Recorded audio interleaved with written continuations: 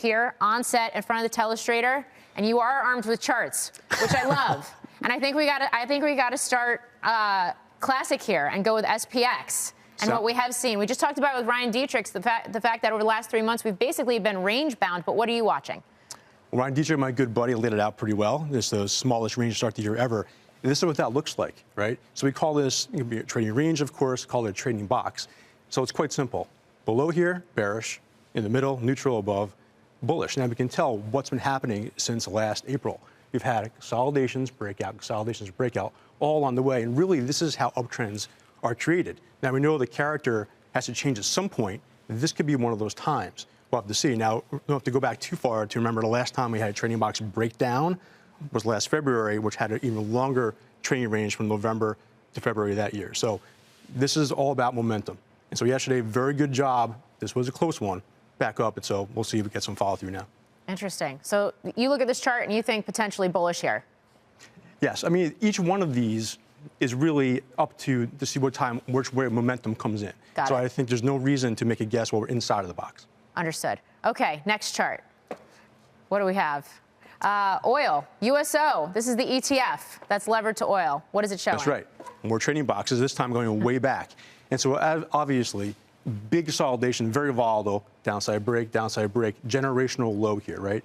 So this is obviously 2020 to 2022. This is the peak of inflation. Since that point, 4 years of nothing. So right now we have a breakout here, potentially. So I think this is going to lead us higher longer term for crude oil. Now, the concern is, of course, if that happens, what does the S&P 500 do?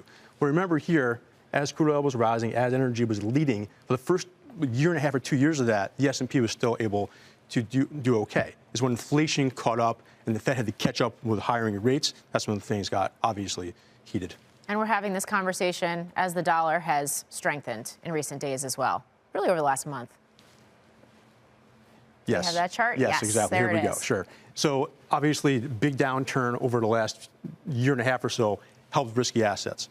But look at this. It's still holding this uptrend line. Hasn't quite bounced yet. Now, the concern is if it does bounce right here, and of course here, this was kind of a volatile time, 14 to 16, and again, at the end of 2022. Good thing is that we've seen what happens when long uptrends get broken down to the downside here, which could happen right now. So needless to say, if we get another day like yesterday where the dollar continues to rally, we saw what got hurt. Precious metals, European equities, that's the concern. All right. And finally, the VIX. We've seen a spike in volatility here. We're well above 20. What's the chart saying? Well, the most concerning thing to me about the VIX isn't the level that's at right now. It's the higher lows we've seen over the last number of months, because we want to see that come down. It's kind of percolating a little bit. Like you said, Morgan, it kind of like holds near 28.30.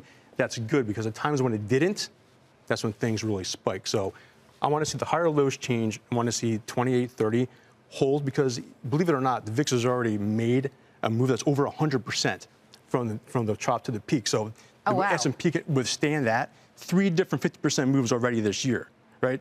S&P's down, what, 4.5% from top to peak from the top. So that really isn't the concern. It's if we get another move higher through 30, that's when momentum can really pick up on the volatility. Very quickly here, because I know we got to wrap this up. But if you were to see that big spike in the VIX, I mean, I've heard that it's a contrarian indicator, it's a flush out, and then things tend to recover from there. Is that something you'd be watching for here?